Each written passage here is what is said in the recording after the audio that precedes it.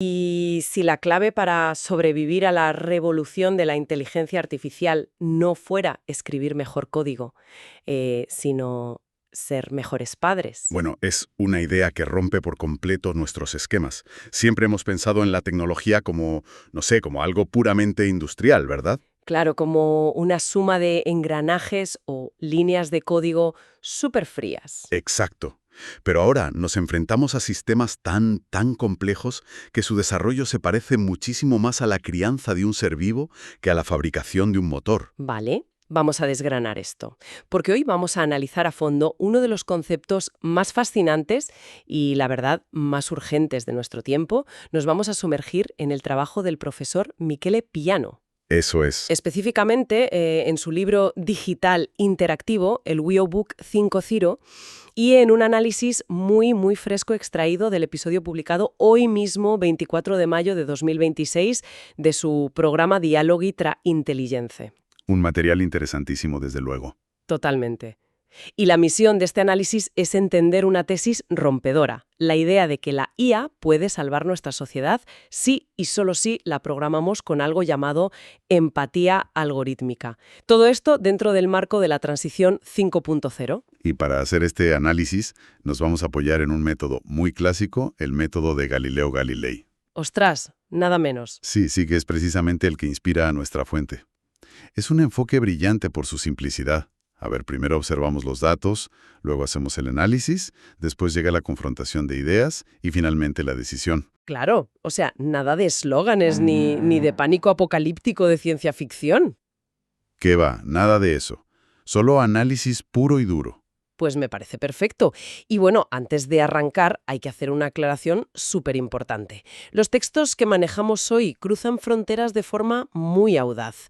Hablan de tecnología y normativas de la Unión Europea, pero también, y esto es llamativo, mencionan textos religiosos. Sí, encíclicas papales, por ejemplo, para ilustrar conceptos éticos. Justo. Entonces, nuestra regla de oro en esta inmersión es la imparcialidad total.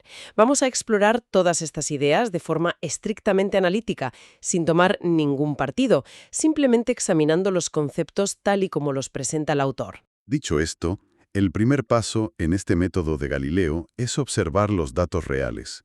Y para entender qué es esto de la empatía en las máquinas, primero tenemos que desmitificar qué es exactamente la inteligencia artificial hoy en día. Hay que quitarle un poco esa capa de magia, ¿no? Tal cual. Y para eso, el autor rescata una cita maravillosa de Federico Fagin. El creador del mítico microprocesador Z80. Ese mismo. Fagin dice algo que nos baja a la tierra de golpe. Afirma que no hay que sobrevalorar a la IA, que es incomparable a la inmensidad de la inteligencia humana. Claro. De hecho, la compara con la invención de la rueda. Es una herramienta súper sofisticada para hacer el trabajo menos pesado, pero no es un dios digital. Y el contraste histórico que plantea el profesor Piano ahí es revelador. Yo me quedé alucinada. Cuenta una anécdota personal sobre cómo, en los años 80, invirtió 300.000 liras para comprarse un Sinclair Spectrum Z80. Una fortuna para la época, madre mía. Una salvajada, ¿sí? ¿Eh? Y lo hizo para programar un juego de rally. Pero claro, en aquel entonces, programar significaba trabajar en lenguaje ensamblador. O sea, modificar los registros de la memoria a mano. De forma casi artesanal. Le decías a la máquina exactamente qué hacer con cada bit de información. Era un proceso hipercontrolado. Sí, milimétrico. Y el salto de eso a los modelos de lenguaje grande actuales, los famosos LLM, es abismal. La fuente define a los LLM como macrolenguajes desestructurados. Pero a ver, frena un momento. ¿Qué significa exactamente que sean desestructurados en la práctica? Pues significa que ya no estás dando instrucciones paso a paso. En los 80 o 90, los sistemas funcionaban por capas lógicas muy rígidas. Lo del modelo a cebolla, ¿no? Eso es. O los sistemas de reglas de si pasa esto, haz aquello. Requerían el rigor de planificación de un ingeniero aeroespacial. Hoy, un LLM es una inmensa red neuronal preentrenada. Le das un bloque de texto y el sistema predice la respuesta basándose en probabilidades. Es todo probabilístico. Claro, no hay reglas fijas. Es desestructurado porque el camino hacia el resultado no está rígidamente programado en el código. Entonces, a ver si lo entiendo. Pasar del ensamblador del Z80 a un LLM es como pasar de tallar una escultura de mármol con un cincel milimétrico a, yo qué sé, darle un par de instrucciones vagas a un arquitecto y esperar que te construya un rascacielos perfecto. Lo fascinante de esto es que esa es una analogía estupenda. Y ahí reside precisamente el mayor peligro actual, la improvisación. Ya. La gente asume que, como el LLM es tan potente, hará el trabajo mágico por sí solo.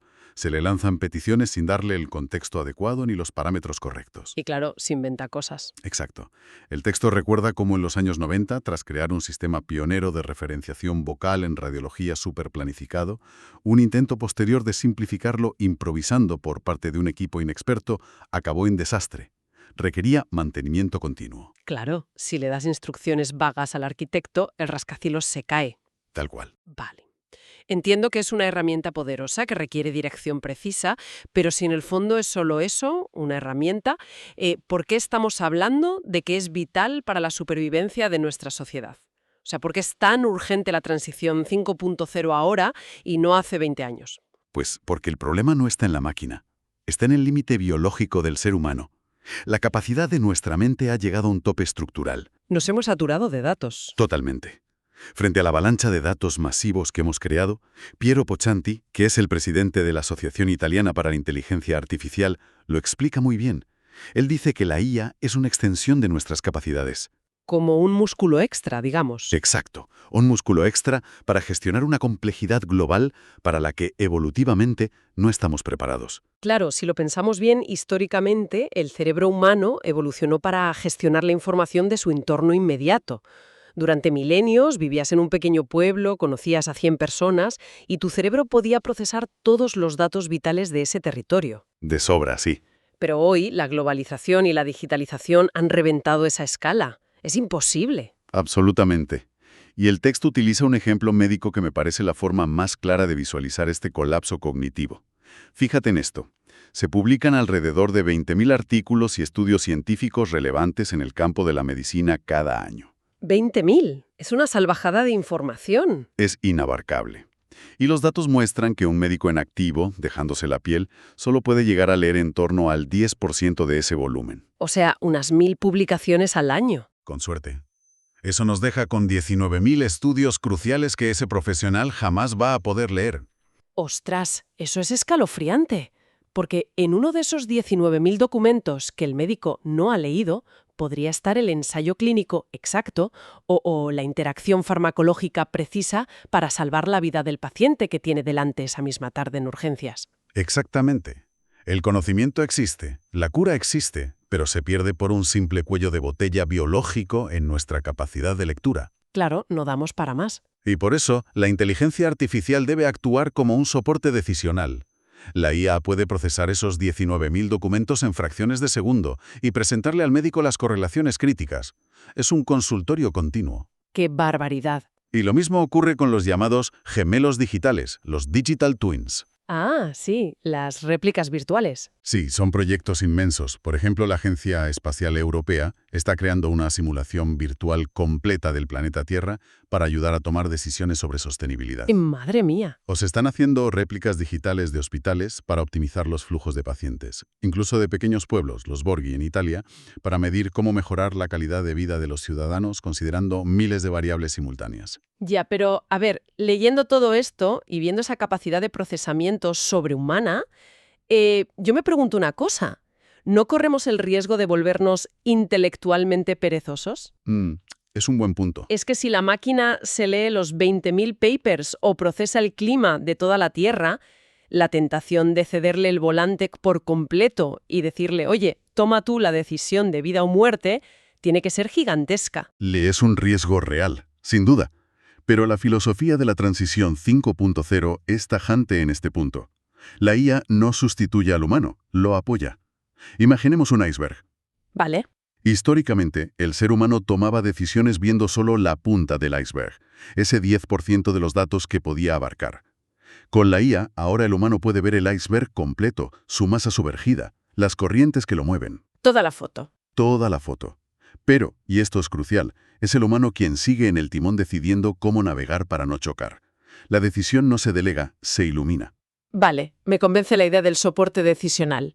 Pero claro, para que esa iluminación no nos lleve a estrellarnos contra las rocas, tenemos que estar seguros de cómo piensa, entre comillas, ese soporte. Claro. Y volvemos al problema de que ya no estamos usando reglas rígidas. El texto explica que los modelos modernos son brain-inspired, o sea, están inspirados en el funcionamiento de nuestro propio cerebro. Y esto lo cambia absolutamente todo en la ingeniería. Porque un sistema brain-inspired ya no es solo una ecuación matemática pura.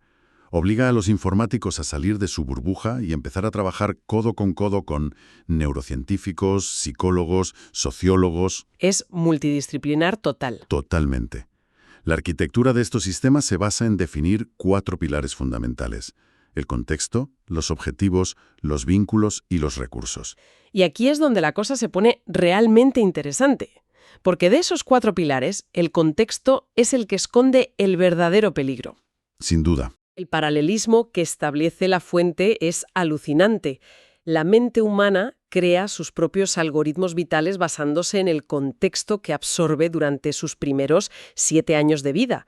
La familia, el colegio, la sociedad, todo eso le da al niño el marco para interpretar el mundo. Por lo tanto, quien programa una inteligencia artificial, quien parametriza ese modelo desestructurado que hablábamos antes, dándole sus datos de entrenamiento y sus reglas iniciales, actúa exactamente como un padre educando a un niño en esos primeros años. ¡Qué fuerte! Como dice el autor, en el fondo todos los padres son programadores de inteligencia biológica. Y si juntamos esto con la advertencia de Pocianti de que no debemos temer a la inteligencia artificial, sino a la inteligencia humana, la conclusión lógica da bastante miedo, la verdad. Ya, normal. La máquina no nace con prejuicios ni con maldad, simplemente absorbe y amplifica el contexto que sus padres le dan. Esto plantea una pregunta crucial. Si el que cría esa IA le da un contexto lleno de sesgos o de agresividad, ¿la máquina operará bajo esas normas, asumiendo que son la verdad absoluta? Pero vamos a llevar esto a la realidad práctica. ¿Qué ocurre si esos programadores, o mejor dicho, las megacorporaciones tecnológicas que financian a esos programadores, son profundamente egoístas? Ese es el tema. Es que, ¿cómo se le da contexto a una IA en el mundo real? Me imagino que es a través de los datos que le permitimos procesar y de las recompensas que le programamos, ¿no?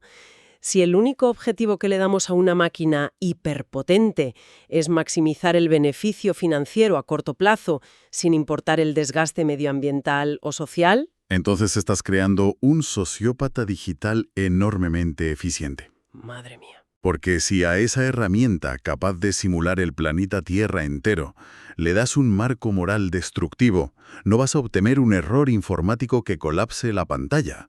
Vas a obtener una catástrofe social perfectamente ejecutada y justificada por los cálculos de la máquina. Claro, porque para la máquina destruir el planeta sería lo óptimo según sus parámetros. Entonces, ¿qué hacemos? ¿Cómo evitamos criar a estos monstruos de silicio? Bueno, aquí es donde entra la propuesta del autor. Claro, el concepto central de nuestra inmersión de hoy. La solución que propone el profesor Piano y la piedra angular de esta transición 5.0 es lo que él llama la empatía algorítmica. Exactamente. Y hay que entender bien a qué se refiere. No habla de que el robot te sonría y sea amable o que te diga los buenos días. No es Siri contándote un chiste. Para nada. La empatía aquí se define como la capacidad genuina de ponerse en el lugar del otro, de comprender profundamente los procesos que subyacen al bienestar psicofísico de todo aquello con lo que interactuamos. Y el autor va un paso más allá, ¿eh? Extiende esta empatía no solo a otros humanos, sino a cada elemento del universo, al entorno al que afectamos. Es una visión muy holística. Vale, pero inyectar empatía en una red neuronal suena a concepto filosófico muy abstracto. O sea, ¿cómo se aterriza esto? Lo fascinante del análisis es que el autor no se queda en la poesía, sino que fundamenta esta necesidad cruzando 3 mundos que, la verdad, rara vez se hablan entre sí. Así es, y el primer mundo es el de los valores universales, representado aquí por la religión. Analizando el mensaje central de las encíclicas del Papa Francisco, Laudato Si y Fratelli Tutti, el texto señala una regla dorada transversal a la humanidad. Esa de no hacer a los demás lo que no quieres que te hagan a ti. Esa misma. Y el mandato de cuidar el entorno compartido. Estos son esencialmente los parámetros de contexto más antiguos que tenemos. Pero claro, si alguien dice, a ver, la empatía es solo una creencia espiritual, el autor conecta inmediatamente con el segundo mundo, la neurociencia dura. Sí, para demostrar que no es solo una idea bonita. Exacto, no es solo una buena idea, es un mecanismo biológico de supervivencia.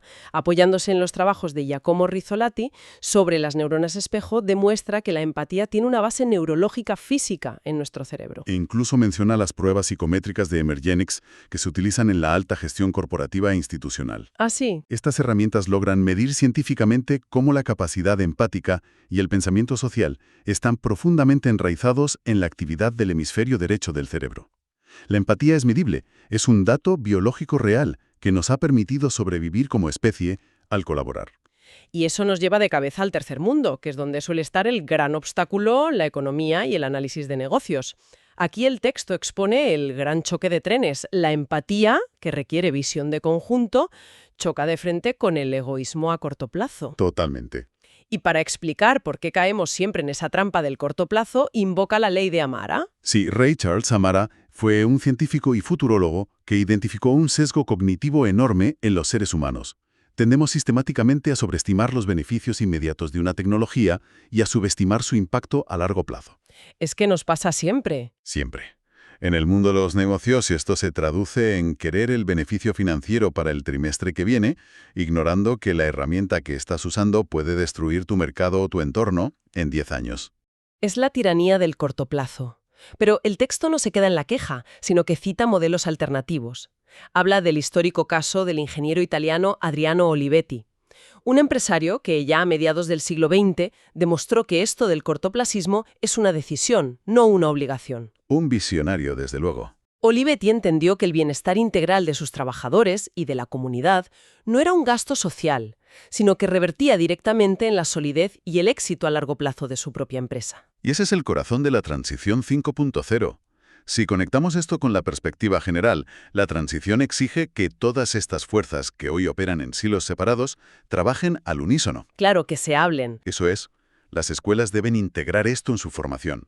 Las familias necesitan herramientas para hacer buenos padres del contexto biológico inicial. La neurociencia debe aportar los modelos de medición. Y necesitamos que los líderes empresariales adopten esa mentalidad al Olivetti. Y a nivel práctico, tecnológico, ¿dónde ocurre esta mezcla? Porque el texto menciona entidades como SAIR y SIPEIA, y esto es clave, entenderlo, porque no son solo siglas al azar. Para nada. Son precisamente esos centros de investigación especializados y ecosistemas de innovación donde los neurocientíficos, los ingenieros de software, los filósofos y los economistas se sientan en la misma mesa. Y su misión es traducir todos estos valores humanos en arquitecturas de datos y parámetros éticos que puedan ser inyectados en las plataformas de inteligencia artificial. Claro. Porque el objetivo innegociable es que el abordaje tecnológico sea antropocéntrico y ecocéntrico. Centrado en lo humano y en el entorno. Exacto. La máquina debe estar centrada en el bienestar del ser humano y del ecosistema. Si cogemos la tecnología más puntera como la IA generativa o los clústeres masivos de supercomputación y la desconectamos de los valores comunitarios de la humanidad, pues apaga y vámonos. Literalmente, estaremos creando una herramienta perfecta para automatizar nuestra propia destrucción social. Hemos abarcado muchísimo terreno hoy, la verdad. Si hacemos un resumen rápido de lo que hemos analizado, nos queda claro que la inteligencia artificial no es magia. Es una infraestructura de procesamiento de datos brutalmente potente. Sí, un músculo extra, como decíamos. Hemos visto que su evolución, desde aquellos códigos manuales de los años 80 hasta los modelos masivos de hoy, ha hecho que su seguridad dependa totalmente del contexto que le damos, igual que cuando educamos a un niño. Tal cual. Y la única manera de que esa crianza digital no acabe en un desastre a manos del cortoplacismo económico es integrando la empatía algorítmica como núcleo de la programación técnica, uniendo neurociencia, valores éticos universales y una visión empresarial a largo plazo. Es que es un cambio de era total. Dejamos de ser meros mecánicos apretando tuercas lógicas para convertirnos en arquitectos de contextos éticos. Me encanta esa frase. Es que el éxito de esta transición 5.0 no se va a medir en teraflops de velocidad, sino en el nivel de madurez de nuestra propia inteligencia emocional como especie. Y precisamente todo este análisis nos lleva a un pensamiento final, algo que me gustaría dejar en el aire para que le demos vueltas por nuestra cuenta. Durante toda esta inmersión hemos hablado de la necesidad urgente de inyectar empatía algorítmica en la IA para salvar nuestra sociedad.